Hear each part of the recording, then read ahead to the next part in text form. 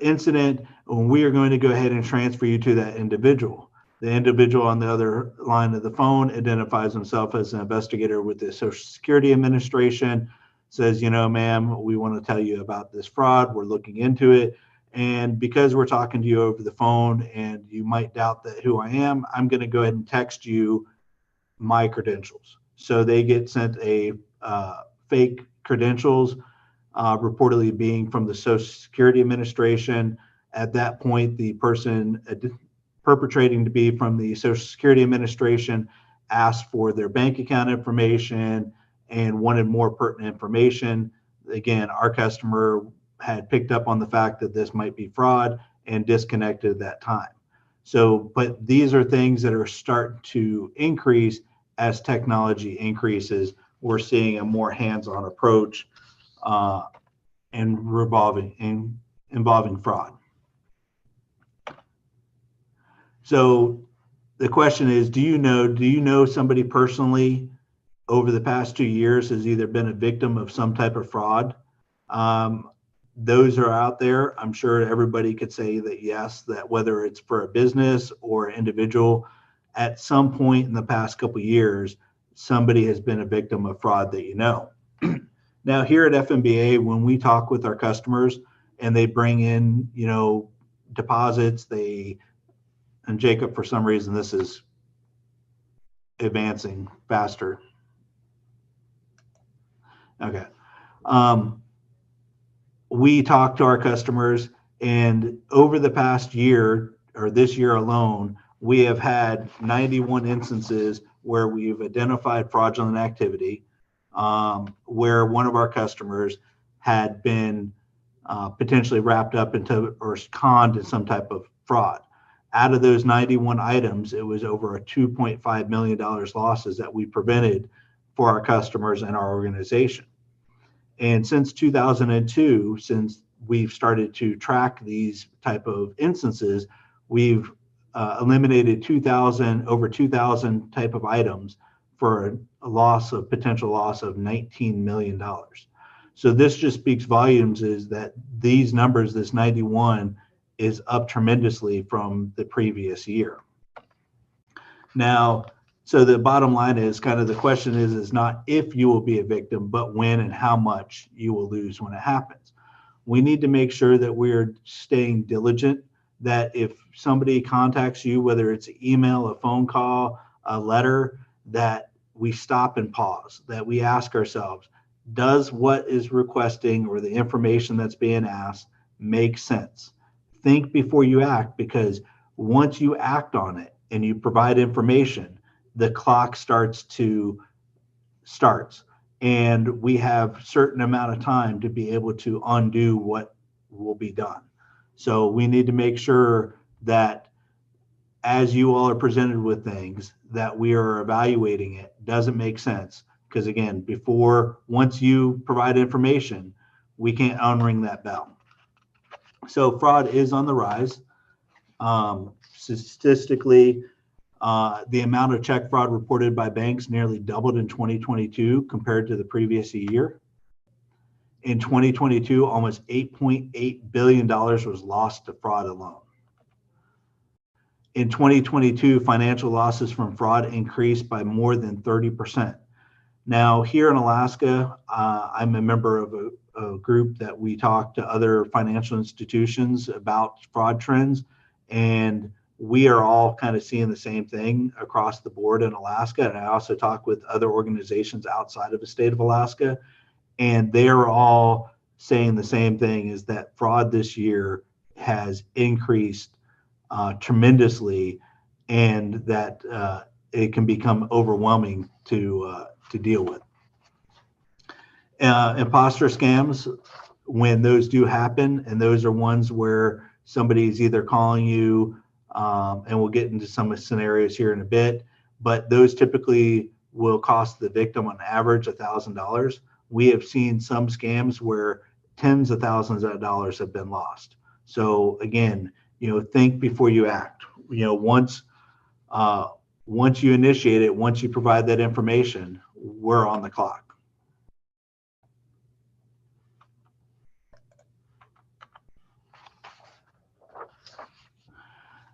Fraud is on the rise. The culture of fraud is clearly shifting. The pandemic has created so many points of vulnerability for family and businesses.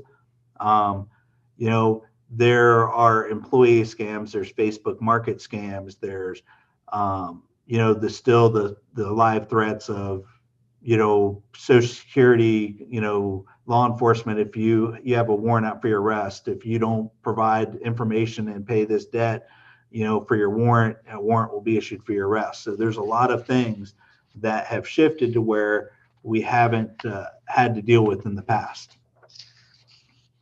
Just as an example to show you that this is not only an Alaska problem, but a national problem. In 2021, there were 250,000 cases reported to be fraud. In 2022, we're at 460,000 cases. This is nationwide, and that is over an 84% increase. So typically what we're seeing in the lower 48 at some point starts to relate to Alaska, and we start to see those trends. And we have seen the trends of fraud is on the increase. So fraud trends we're seeing in Alaska, there's several of them. Counterfeiting of business checks, corporate account takeovers,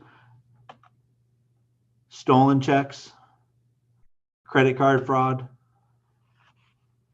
email compromise, and check washing. So how do criminals commit these check fraud? Their tactics are they're going to counterfeit your check, they're going to alter checks, they're going to wash checks, they're also going to steal and forge checks or spoofing emails. Now, counterfeiting is fairly easy. All somebody needs is a computer, a printer, and check stock. Once they have your account number, they can then reproduce a check. It doesn't always reference your business name. However, your account number is going to be potentially on that check. And the suspects will generate these checks. Now, these checks that are generated through counterfeit checks, they're not just locally. When I was with the PD back in the 90s or early 2000s, there were instances where you would get a lot of counterfeiting checks would happen at hotel rooms where the suspects would go and steal checks. They would then counterfeit, reproduce them, and then we would see them in the community at a large. However, nowadays, these checks aren't just being negotiated here in Alaska. These suspects are stealing checks. They're selling information on the dark web. Other people are creating these items, and they are using them to do job scams, Facebook scams, and we are seeing them, our business accounts, our personal checks aren't just locally anymore. They're being sent out throughout the nation. So it's fairly easy to use tactics, and they're doing a good job. This is an example of a counterfeit check. And again, this is one that we've identified. One of our customers came to us with this item. We talked with the customer, and talking with our customer, what we were able to determine is that they had gotten a job offer at a national chain. In the letter that they had received, the person was told, look, you need to go buy 4 gift cards. Once you purchase those 4 gift cards, you need to take a photo of the front and back of those gift cards. Because we want to determine what the customer service is at our branches or at our locations. So you need to make sure that you're interacting with the person.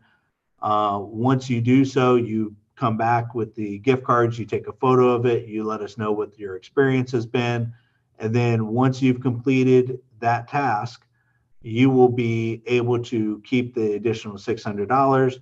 And if you do it in a short time frame and you get us the cash within a day or two, you will get a $300 bonus. So the customer, typically in these type of scams, would go out, they would purchase these gift cards, they would take the photo of the front and back, they would text it to the individual that they're communicating with. Once they send out that information, the suspects now have the information pertaining to those cards. They then drain the information off the card, making those cards worthless. The customer deposits this check into their account. They've spent the money for the gift cards, and after a couple of days, when this item comes back as counterfeit, the customer is out $2,600. So, and the suspect has gotten away with $2,000. So these are some of the things of how suspects are utilizing the information they are obtaining off of your checks to send out and throughout the nation to get people to help them funnel money. This is an example of an alter check where it's actually the signatures are okay. They are altering some type of information, whether it's the amount or the name. On this particular one, it was the name.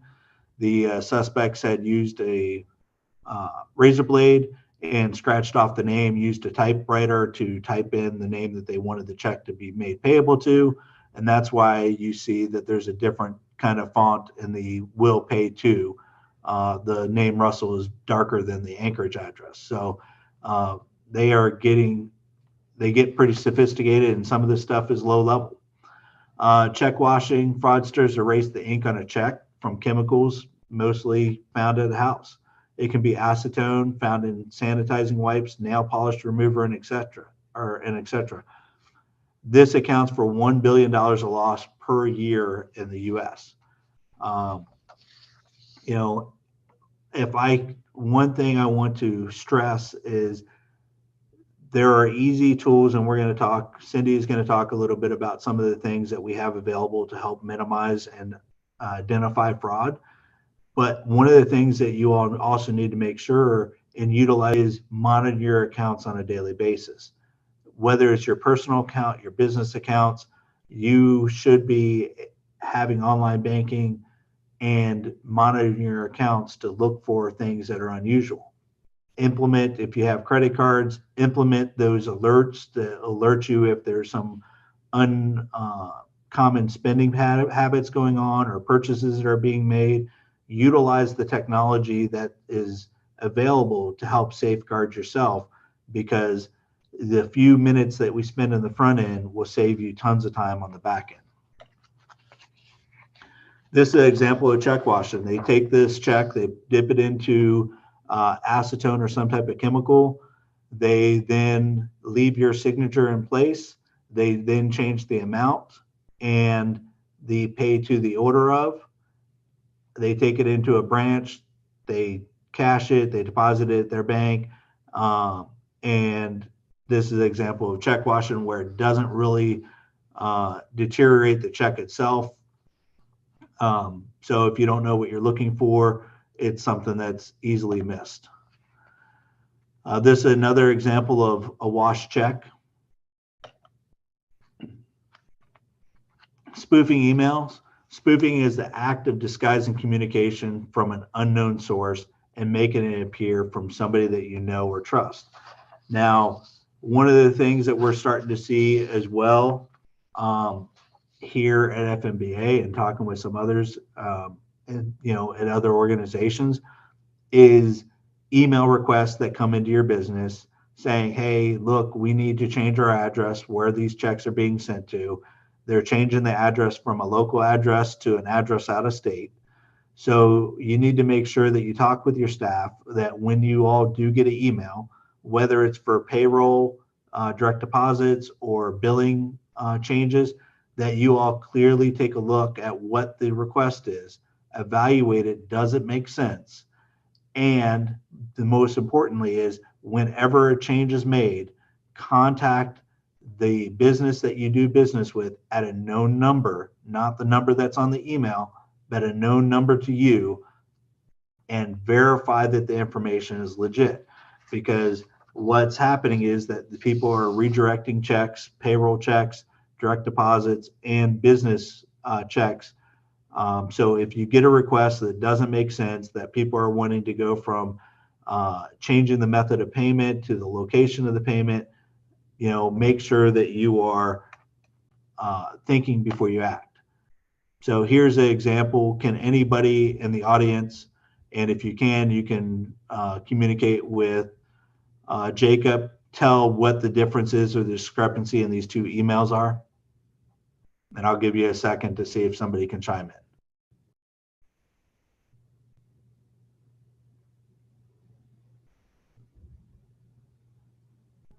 in. Jacob, anybody respond? We did. We had somebody point out that second L. Great job. Yep. And, so if you're not paying attention, you're in your busy day, you are plowing through work because work's just not stopping, you're trying to get out there at the end of the day and you just go ahead and process it. You're not taking a look. They are making these subtle changes that if you don't pay attention to it, you're going to miss. And this one little slight change where somebody uses an I versus an L could cost your business thousands of dollars. And some of these losses that experience, will end up being business losses.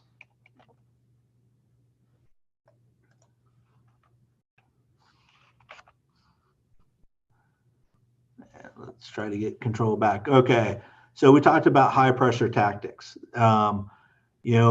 This gets back to the point is think before you act. And I'll give you an example what some of the trends are going on and how they're shifting is that one of our customer gets a call. The person says, hey, I'm an investigator with the Anchorage Police Department. You have been identified in a potential crime and you need to go ahead, and if you do not pay this fine, you're going to get arrested. And the person instructs the person to go to their local bank. And while they're going to the bank, they're instructed not to disconnect the phone call. Now, the reason why they're wanting them not to disconnect the phone call is because the suspect is wanting to observe or hear what that person's doing. Once they disconnect, the person has the ability to think for a second, to ask other people. So the suspects try to control what you're doing. So they will tell you, look, you need to go in. They'll threaten you with some type of legal action, potential jail time, and they'll say, you need to go to your bank and you need to pull out cash. Now, this individual comes into one of our branches and requests to take almost $10,000 cash out. The teller on the other end talks with the customer, realizes it's not a typical type of business transaction, senses that maybe there's something going on. They go to their manager. Manager comes out. Our customer talks with the manager and says, look, I need to get this money out. If not, I'm going to go to jail. I need to pay this fine. The manager contacts me and says, look, we have this customer. We believe they're involved in a scam. And how can we approach? How can we figure out and to help our customer out? So what we decided to do is to call the local law enforcement agency. While the customer's there, we call a known number. We get a hold of dispatch. Dispatch talks with our customer through the speakerphone, says, look, the person that you're on the phone with, we know it's a scam. You don't have any warrants for your arrest. We would never threaten you and make you have payments or take money out to pay a fine. So it was at that point that our customer realized that they were involved in a scam. They do a very good job. So if you get a call and somebody's threatened legal action, they're telling you to stay on the phone, whether it's putting the phone in your purse, your pocket, or keeping it out to where they can hear you, those type of things are key indicators that it's some type of fraud. Government agencies will never ask you for your bank account information. They're never going to tell you that you have to go and buy gift cards to pay a fine. So it's important to think before you act. And then any questions at this point?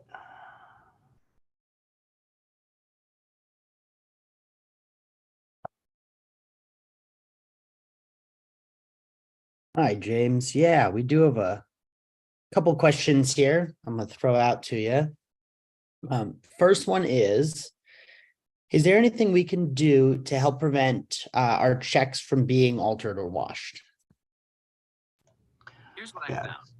So one of the things that you can do or utilize is that if you were issuing paper checks and you were handwriting them, is to use a gel pen, a 207 gel pen. That way the ink actually gets embedded into the paper and it's not susceptible to the acetone and the washing of the checks. So it'll actually embed into the fibers of the paper versus just being on the surface. Thank you. Another one is you kind of covered this, I think, after it was asked, but I still want to touch on it. If you're looking to move away from checks and use an ACH service, the request for account information comes from an accounting department that you maybe don't recognize to set up that ACH service. How can you know that it's a legitimate request to set up ACH? Anytime that you get a request to change general business practice, whether it's method of payment, where things are being, mailed to, the best thing I can tell you all is to contact a known number to your entity, to that business that you're dealing with, and talk with somebody there and have them verify that the actual request is legit before you act on it. Understood. The last comment, and then we'll move on and make sure we get through everything today. And this is more of a comment than a question, but maybe you could speak to it, is, maybe the comment is maybe check writing is something that we need to stop doing in general. So could you talk to maybe moving away from check writing in general? I would love to get to the point that, we no longer write checks at some point, maybe in the future. I don't know if it'll be in my lifetime at working, but there are things that you can do to minimize, and I would talk with your local branches that options that there are, and Cindy's going to touch on some of the things that you can do to safeguard. Checks is, even though the technology is advancing, checks are going to be around for the near future. So we can try to minimize it. We have things to help protect yourselves. There are things that you can do for payroll and various things like direct deposits. But, to stop writing checks altogether, for a lot of businesses, that would be difficult. Thank you very much. Okay, we're going to move on to the presentation, to I think what everyone's kind of been waiting for, which is those tips and best practices of how to protect your business from check fraud. Okay, so let's see if I can get back in control. Okay, so protecting your information is one of the biggest things. During my tenure with the Anchorage Police Department and with the state troopers, the one thing that I do know is that the people who are committing fraud, they communicate. It's a community. They talk about what they can do, what they have done, what works, doesn't work, and their process evolves. So we need to make sure that we are protecting our information. Whenever you mail out a check, you're mailing out your business address, your account numbers on it, your signatures on the item, so we are wanting to make sure is that, hey, how can we minimize, how can we verify that the items that are clearing are it? And that's where Cindy will talk about a little bit some of the tools that we have in place to help you with that. But make sure that in your office you have policies that talk about clean desk policies, how to get rid of items that have account numbers, personal information. What is the best methods to eliminate that information and destroy that information? The fraudsters, they gather information. This is actually a copy from a case that was worked where the suspects had built out a profile of what they needed. And as you can see in the highlight, it says we needed to deposit cloned corporate payroll checks and wait the maximum days of 11, for how long it, would take to potentially for those items to be returned. So the suspects are gathering information, they're utilizing it, they're selling it and sharing it with other individuals. So where are fraudsters getting this information and what are they looking for? They're going to ancestry.com. They're going to Google and social media platforms. And this is, the ancestry.com is about, more of a personal aspect. Google and social media platforms, they can social engineer a ruse to get a hold of you. There have been scams where one employee will say, get a text message because suspects have found phone numbers out there about employees, and they'll get a text message saying, hey, this is so-and-so who happens to be the CEO of the business. I need you to go get me 3 gift cards and send them to me because I don't have time to do it. The employee, thinking that it's getting from their boss, they go out, purchase the gift cards, take the photo of it, send the information, and it ended up being a spoofed email or a spoofed text. So again, it comes back to what information you're putting out there, because whatever you put out on the internet, it's there. People are scouring it, looking for ways to social engineer into your business and into your personal lives. They're looking for maiden names, previous addresses, and job employment. So that way they can have the information to call in to potentially get access to your bank account information. So when you have questions, when you have accounts, make sure that your security questions are not something that somebody could easily find online. Stick away from the simple questions. If you are with an organization that, some of their default questions are like your mother's maiden name, see if you can change those questions. See if you can make it to where it's a little bit more harder for somebody to impersonate you. Ways that confidential information can be compromised. It can be done through emails, USBs, and using unsecured networks. That when you are traveling and you go to find Wi-Fi hotspots, I would never join a Wi-Fi hotspot that you don't know to be actually valid and trusted, because once you connect to that network, anything that you send out, people are gathering packets of information as you send it across the network. So these are things that could be easily found and obtained. Downstream vendors and suppliers, the people that you do business with, make sure that they have procedures in place and that they are protecting your information, or the information that you're providing to them is strictly work related and need to know only. Files and reports left on desk and countertops, comes back to clean desk policy. When you all leave for the day or you leave for your lunch break, make sure that you are securing the files and reports that are on your desktop. You're locking them up, or you're locking your office up. So that way, as you have other people who wander through the building, whether it's a cleaning staff, a visitor, that somebody can't just grab something or takes a photo of something that's on your desktop. Ingoing and outgoing mail. This year, a lot of the fraudulent activity is through mail theft. And it's a national wide thing. If you go and you Google mail theft cases in 2023, you'll see that there's been a dramatic increase. So making sure that you have your mail is going to a secured locked or mailbox, that your outgoing mail is in a secured location, can help reduce the risk of being caught up into a mail theft type crime. And information thrown away in the trash.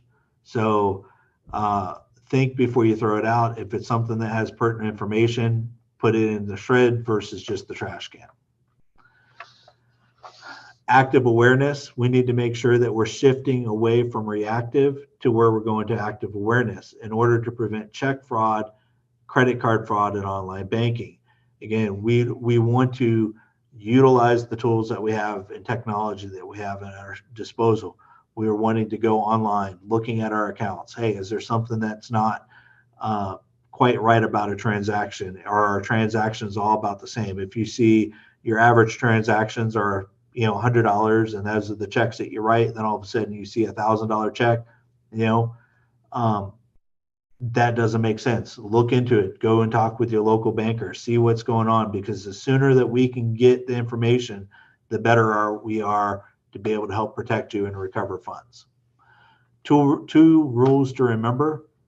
One is a customer-friendly but offender-hostile surrounding will help keep fraud from impacting the bottom line. And what that is that we want to be cordial, we want to talk, we want to having an inviting place, but we also want to, if it's a business, maybe having it to where it's not cluttered, that there's an open space, maybe have cameras in place. What is it that your business, what type of business do you offer? And think is, how can we make it to where we look like we know what we're doing, that we're professional, we have things locked away. When we're away from our desk, our employees are putting this stuff into their drawers, they're locking their offices, locking their cabinets. So we want to make sure that we remember that. And then 2, employees training done right and doing business with customers, companies known and trusted will help prevent businesses from falling victim to fraud. Take a few minutes and talk with your team, whether it's at a monthly meeting, daily meeting. Remind them every once in a while, having talking points, and say, look,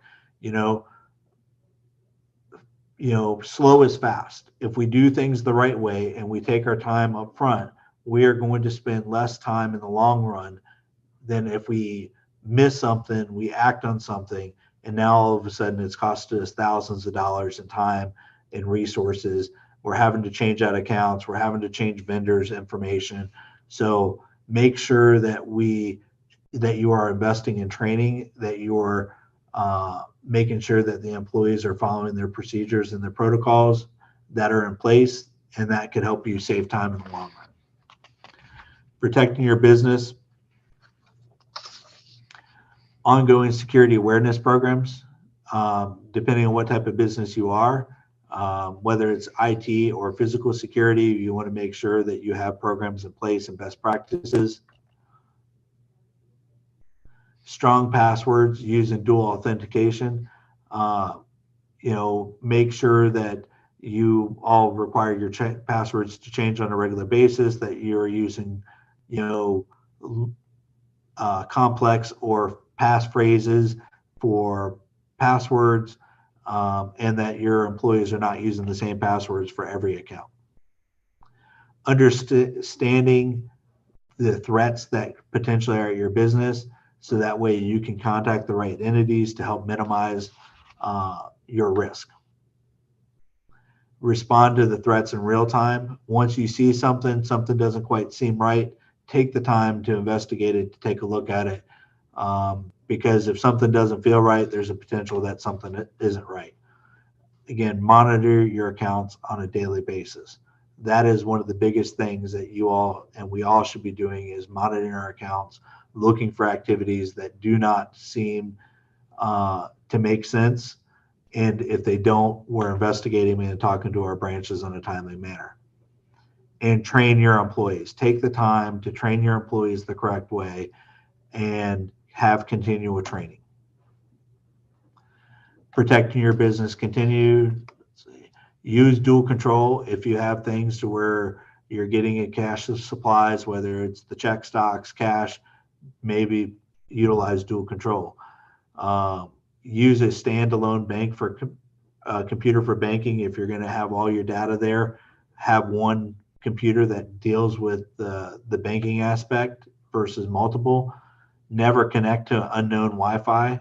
Again, you run a risk of somebody being able to intercept the data packets that go across the network. Know what the fraud trends are in your area. You all are starting to do that by participating in today's event, that you're seeing what some of the things are out there, and take any type of training class that you can do to help educate and learn what's happening in the community. Having a good IT person is invaluable, and keep in touch with your local banking institute to talk with them if you see any concerns or risk, and use fraud prevention tools. Again, Cindy will talk about some of these tools here in a moment. It's a race against time. Once the fraud happens, we have limited time to be able to return items and try to recover the funds. whether it's a check, ACH, or wire, they all have certain time parameters. So it gets back to, again, think before you act, because once that transaction is initiated, it's a race against time. Quickly reacting to fraud activity can save you and your business from financial loss. So, and that's what I got for today.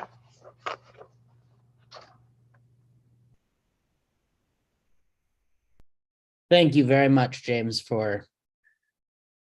Oh, there you go. Thank you very much, James, for giving that presentation. Now we're going to turn it over to Cindy Kim here to discuss some of the fraud prevention tools that we have here at First National. Cindy? Thank you, Jacob, and thank you, James. So now that James covered some of the trends and scams that are taking place around check fraud, I'll be reviewing fraud prevention tools that we have available to protect your accounts. We'll be focusing on Positive Pay and Check Block, since those two are the primary services we have for check protection. But later on in the webinar, I'll also briefly review our ACH fraud prevention tools as well.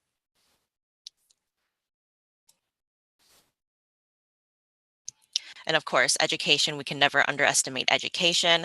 Having the services are great, but as James mentioned, it's always great to be aware and on top of the trends that are taking place so we can create that awareness. So, what are the benefits of having Positive Pay?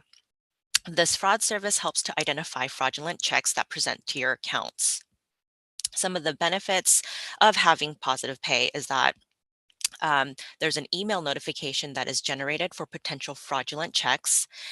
It really gives you the full control and the ability to pay or return the exception check items. And it helps provide you with that extra level of security to be able to review the checks before it actually clears your account.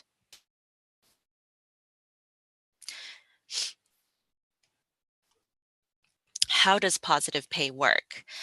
Once the service is set up, you can actually access Positive Pay link through your regular online banking through your business portal. Depending on the volume of the checks that your business issues, you have the option to either manually key in the checks or upload a check file. There's typically 4 areas of the check that would need to be entered into Positive Pay. Those areas are the check number, check date, payee, and the dollar amount.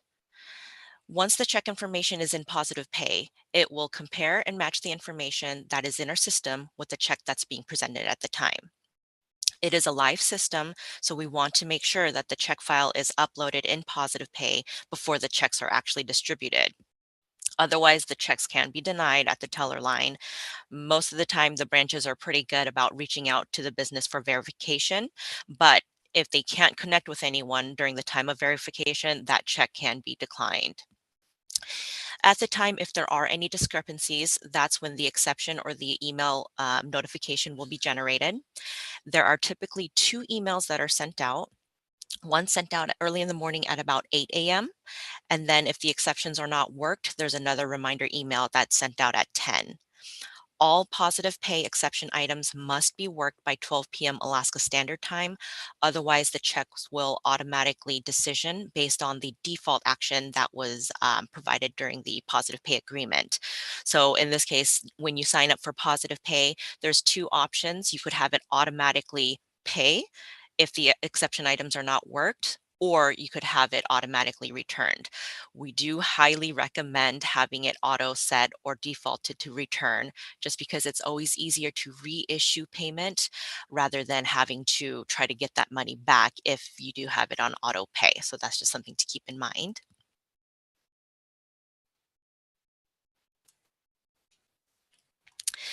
So the areas that the Positive Pay will match to the checks that's being presented is the check number, dollar amount, and payee.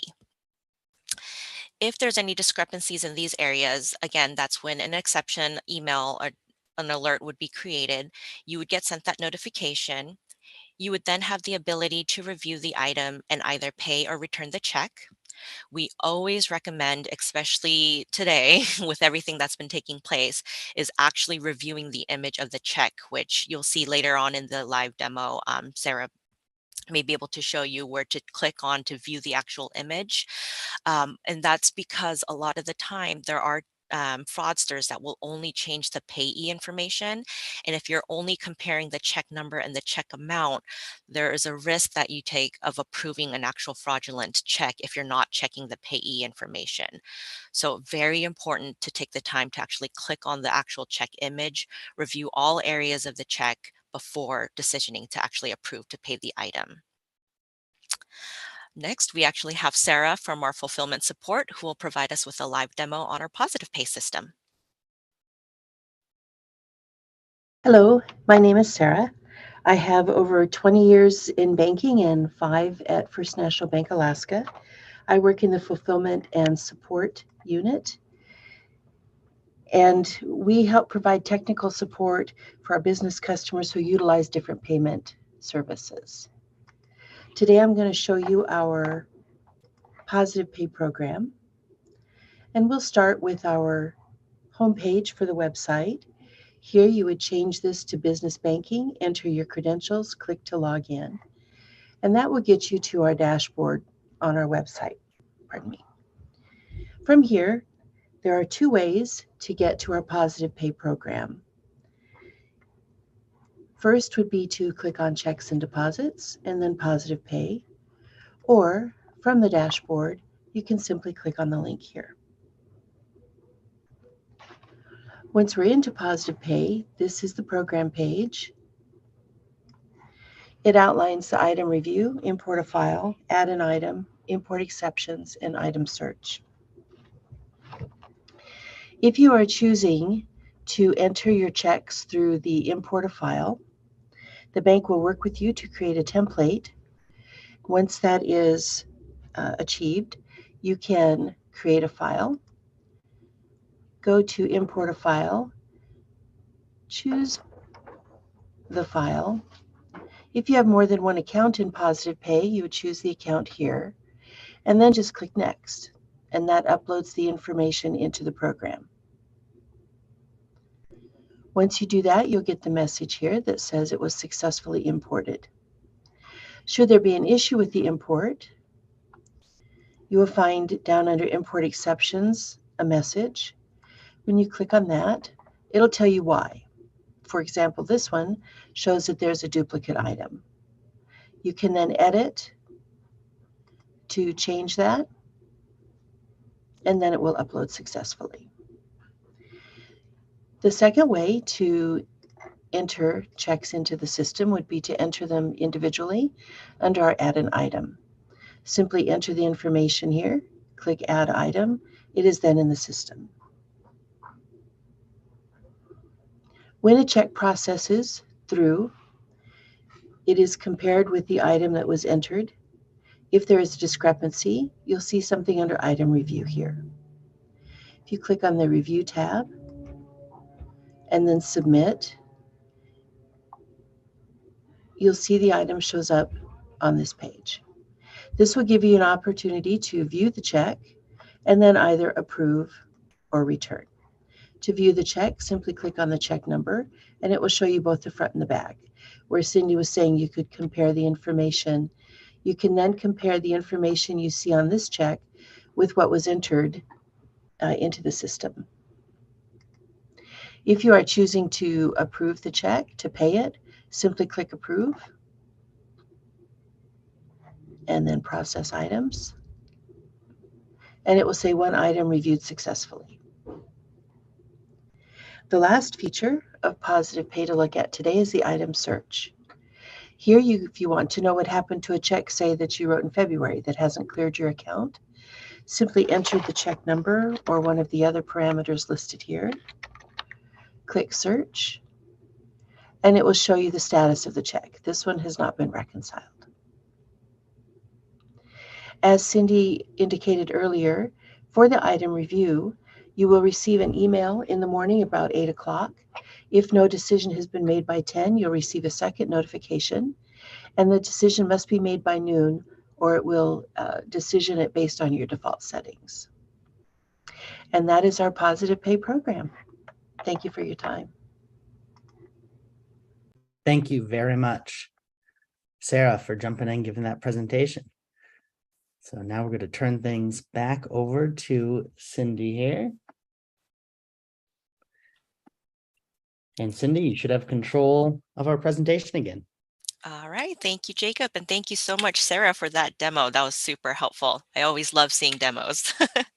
But now that we just discussed positive pay, the other service or tool that we have available to help protect accounts against check fraud is Check Block.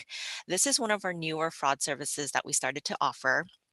And the difference between positive pay and check block is that positive pay allows you to filter check items as they present to the account. Check block will actually automatically return or block the checks from clearing the account in general. So this will not generate a notification to you. It will not create an alert. It will automatically be returned. So this would be a good fit for businesses that have accounts that are strictly for incoming ACH deposits, like account receivables, and no checks are being issued, and they want that extra level of protection in the event their account number gets compromised or they're concerned about counterfeit checks being uh, issued out or anything like that. Adding the check block would provide you with that security to ensure that no checks actually clear this account. For a lot of businesses that have multiple accounts, our customers use a combination of both positive pay and check block for their different needs and types of accounts that they have. So whereas some accounts they would like to have the ability to be able to filter certain items as they present, and then account receivables, they don't want any checks to be issued or negotiated, they would add the check block service. So other fraud prevention tools, as I mentioned, our webinar was primarily around check fraud, but I do also want to cover or mention the two fraud services we have available for ACH fraud services. If you think about it, check fraud and ACH, they really go hand in hand. And what I mean by that is that if a fraudster truly has a hold of your check, they actually have all the information they need to commit ACH fraud. They have your account number, they have the routing number, and really those are the two informations that they need to move forward with committing fraud. That is why anytime we really have conversations with our business clients about positive pay, we will also always have a conversation about ACH fraud prevention services. The two services that you see here, ACH fraud prevention, works very similarly to our positive pay in terms of it allowing you to filter ACH debits as they present to your account. ACH block will automatically return or block ACH debits from clearing the account. So again, that would be similar to the check block service that we offer. So again, positive pay and ACH fraud prevention gives you the option to filter, and check block and ACH block will automatically block the transactions from taking place. No alerts or notifications will be provided for those two services. So when it comes to fraud, we really want to look at the overall picture or the big picture. Of course, fraud has services and tools available to help protect your accounts, but we really never want to underestimate the education piece, as James mentioned earlier in the presentation, of creating that awareness around fraud. So, please continue to educate yourself, your employees. A lot of times these fraud situations can either be prevented or even detected early on before taking a loss or before it's even too late. It's always a good idea to also have some sort of internal process or dual control process before responding or taking action on a request that can be quite detrimental and lead to fraud situations. Our last slide here that I have to share displays some testimonials from our actual FNBA customers who currently have positive pay service with us and how they are benefiting from it and continue to provide them with that peace of mind, knowing that their accounts are protected. It's always wonderful to hear these testimonials and businesses being proactive and taking measures to set up fraud services on their accounts. Fraud services are kept in the back of the mind a lot of times until fraud takes place. But of course, our goal is to make sure that fraud services are in place before you end up taking a potential loss. One thing I wanted to bring up or share with everyone, especially today, is that for anyone who recently had to place a stop payment on checks, it would be a great time to talk with your bank representative or visit your local branch to consider positive pay and other fraud services. Customers feel protected and think that that stop payments are oftentimes sufficient enough to prevent fraud checks from our check fraud from taking place, but it really only stops that one check. So if any of that check information is altered, check number, check amount, or even payee, that stop payment is not going to stop that check from going through. So I always say that having fraud services is like having insurance. Sometimes you wonder why you're paying for a service that you don't really feel like you need. But of course, if anything happens, you're glad that you had that in place. Just as a reminder, as James mentioned, it's not a matter of when, or not a matter of if, but a matter of when. These fraudsters are always a step ahead of us and constantly evolving. So it is so important that we utilize the services and tools that we have and available to help protect your accounts. Thank you. Thank you very much, Cindy. I appreciate that. We are right at our hour mark, so I'm going to get in just one or two questions. I understand if everyone has to run, but I did just want to touch on a couple of these that were asked.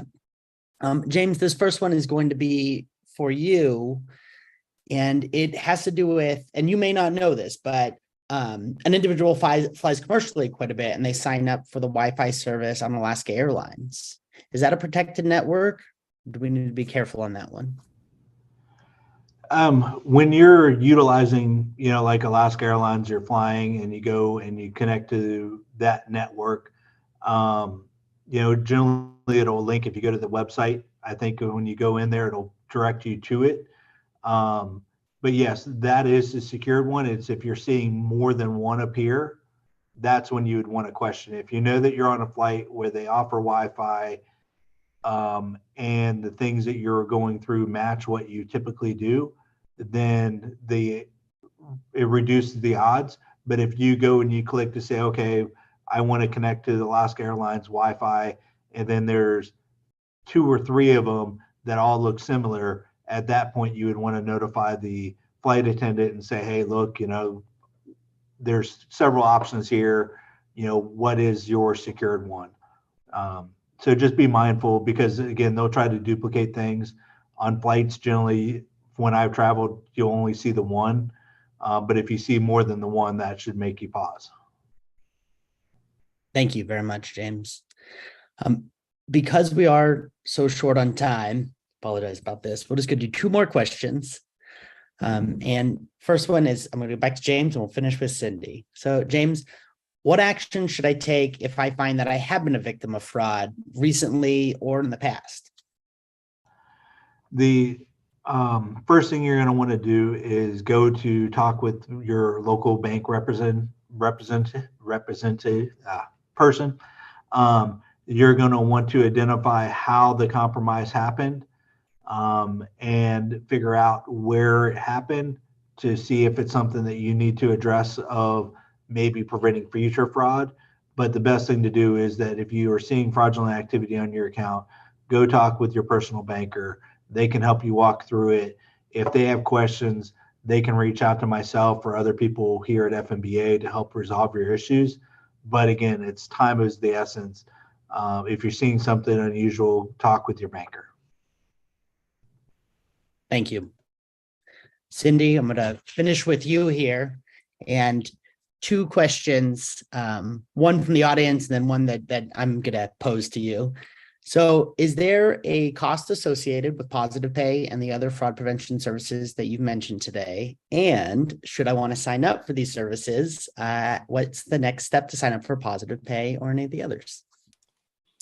Thank you, Jacob. So to answer the first question, yes, there are costs involved to onboard fraud services. However, it is really case by case for each of our clients. So in the event that you guys are curious to see what that pricing would look like, please visit your local branch or reach out to your treasury management officer if you know who that is. If not, the bank representative can help you to get in contact with them, and we can provide you with a pro forma to see what the actual cost would be out of pocket, or sometimes sometimes there's not an out of pocket. So again, it's a very case by case scenario for each business and client. So that's something that we can help provide you with. And in terms of how to go about signing up for services, very similar. You can visit your local branch or reach out to your treasury management officer, and we will provide you with agreements depending on what services you would like to move forward with. And we actually provide you step by step throughout the whole transition. And at the end, all of our fraud services do come with full onboarding training, and you'll be working with someone wonderful from our technician side, just like Sarah did. They'll provide you with a live demo, and once you guys are good to go, no questions, they will turn the service on live for you. Awesome. Thank you for that. And thank you everybody for attending and for allowing us to go over just a few minutes here, but I feel like this information is very important and want to get everything across. James, Cindy, Sarah, thank you for taking the time out of your day to present this important information. I appreciate it. If you do have any additional questions on fraud prevention, please reach out to your banker, ask us in a branch, or give our customer service team a call, and they'll all be able to answer those questions and get you to the right place. A copy of this webinar will be posted within about 24 hours or so on our website on the URL on the screen. And in case you're listening, that's fnbalaska.com/webinar. Please mark your calendars for our next Workshop Wednesday webinar, Cybersecurity for Businesses 2023. That will take place on October 25th. More information on that webinar will be posted in that same URL that's on the screen. With that, thank you all for attending, and please have a great rest of your day. Appreciate it.